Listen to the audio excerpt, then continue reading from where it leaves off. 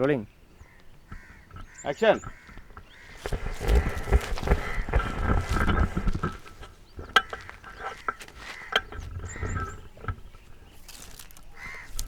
ஆண்டவராகிய இயேசு மூன்றாவது சோதனையிலும் வெற்றி கண்டார்.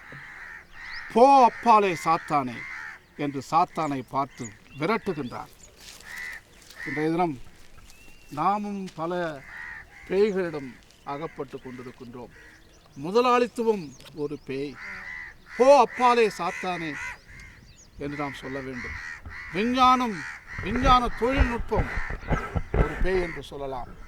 அதையும் நாம் போ அப்பாலே சாத்தானே என்று நாம் சொல்ல வேண்டும். நுகர்வு கலாச்சாரம், பேராசை, இவையெல்லாம் பேய்கள்.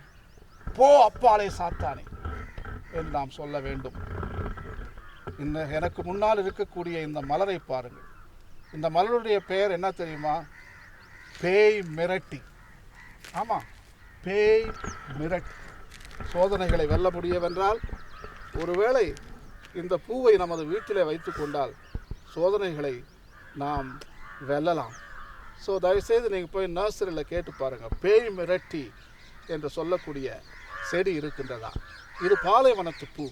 பாலைவனத்தில் தான் இது செழிக்கும், நீர் அதிகமாக கொள்ளாது. ஸோ இந்த பூவை நாம் பார்க்கின்ற பொழுது ஆண்டவராகிய இயேசு 3 சோதனைகள் மேல் வெற்றி கண்ட ஒரு நிகழ்ச்சி நமது மனதிற்கு வரும். ஆகவே இந்த பூவும் நமது ஆன்மீகத்தில் நாம் இணைத்துக் கொள்வோம். அன்பிற்குரியவர்களே, பாலைவனம், அதை பற்றி நாம் அதிகமாக சிந்தித்தோம்.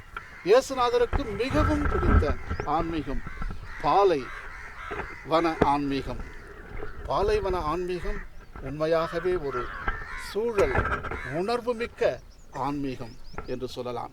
ஆகவே ஆண்டவராக இயேசுவை போல் நாமும் இந்த பாலைவன அனுபவத்தில் நாம் திகழ்வோம், மகிழ்ச்சி கட்டாயம் நாம் காணுவோம். சரி, இப்போ நான் கடைசியாக அந்த இளங்கோவடிகள் சொல்லி முடிச்சிருவேன். அப்படியே வாங்க சார், அப்படியே வாங்க. அப்படியே அங்கிருந்து சரி, கேமரா தான் மெயின். ஓகே, இது கரெக்டாக இருக்கும். சரி, அப்படி போடாதீங்க. சரி, சொல்லிடலாம்ப்பா, சொல்லலாம். இப்போ எப்படின்னா அப்படியே வராது. அப்படியே இந்த ரவுண்டு, இப்போ இந்த ரவுண்டு, இந்த பேய் ரவுண்டு வந்து அப்படியே ஆமா அப்படியே வந்து எங்கே போகணும் காட்டுங்க நவராஜ். அந்த ஈச்ச மரத்தை அப்படியே கிராஸ் பண்ணிட்டு போயிருங்க. சரி, இப்போ உன் கேமராவை